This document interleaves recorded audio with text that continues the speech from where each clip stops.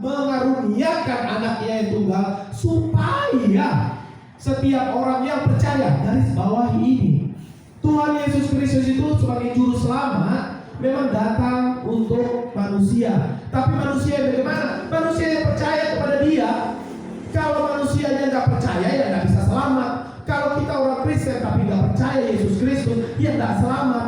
Kalau kita bisa bilang, oh saya percaya Tuhan Yesus Kristus, tapi masih sering minum, masih sering mabuk, masih sering merokok, masih sering narkoba, masih sering mencuri, bukan orang Kristen. Kamu bukan pengikut Kristus, itu nggak selamat. Nggak ada di dalam Alkitab orang Kristen bisa merokok, bisa minum minuman keras. Nggak ada. Apalagi narkoba, nggak ada. Apalagi mencuri, tidak bisa. Alkitab tidak menyatakan hal itu. Kita bisa merokok sebagai orang Kristen, kita bisa mencuri. Kita sebagai orang Kristen kita bisa maki-maki, ya. Saya sering dengar anak-anak itu maki, kalau bicara itu luar biasa. Sampai alat kelamin pun disebutkan. Itu hal-hal tidak boleh disebutkan. Tidak boleh, karena itu adalah orang saja bilang dunia, kamu tidak sopan.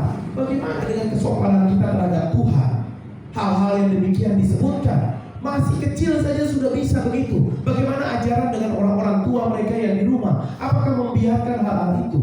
Seharusnya sebagai orang-orang tua mendengarkan anak-anak itu, tegur dengan keras, tegur mereka dengan keras, supaya anak-anak ini nanti bisa diselamatkan. Mereka nanti mempunyai dasar yang kuat. Karena apa?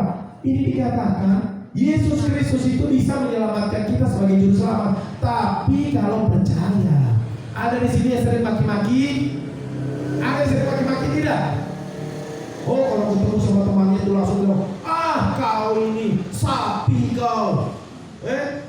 Aku bilang sama apa? Oh, babi kau ini.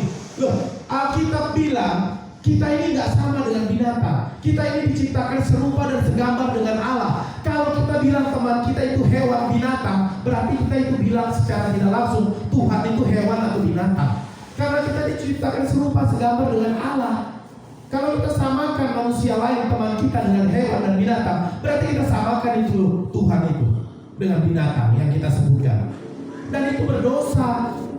Jangan menyebut nama Tuhanmu dengan sembarangan. Itu ada di dalam 10 perintah Tuhan, ya. Jangan menyebut nama Tuhanmu dengan sembarangan. Ingat sekali lagi, seperti yang kita tahu, saya ulangi. Sekarang kita tahu Allah yang bernama Yesus Kristus, Tuhan yang bernama Yesus Kristus, hanya Dialah satu-satunya juru selamat. Allah Israel itu juga Allahnya kita. Tapi Dia bisa menjadi juru selamat kita. Dia bisa membawa kehidupan kita untuk sampai masuk ke dalam kerajaan surga. Itu bagi orang yang percaya, orang yang mulutnya dijaga, tidak maki-maki, orang yang kehidupannya dijaga, tidak mabuk, orang yang kehidupan sehari-harinya tidak minum minuman keras, orang yang tidak narkoba. Itu yang bisa masuk dalam kerajaan surga. Karena kalau kita melakukan hal-hal yang seperti itu, anak-anak tidak dengar-dengaran kepada orang tua, melawan orang tua, sering bertengkar dengan teman-temannya, sering pukul teman-temannya. Bukan orang Kristen kamu itu, bukan pengikut Kristus kamu itu. Mungkin kamu Kristen, lahir keluarga Kristen, iya. Mungkin kamu punya KTP juga Kristen, iya.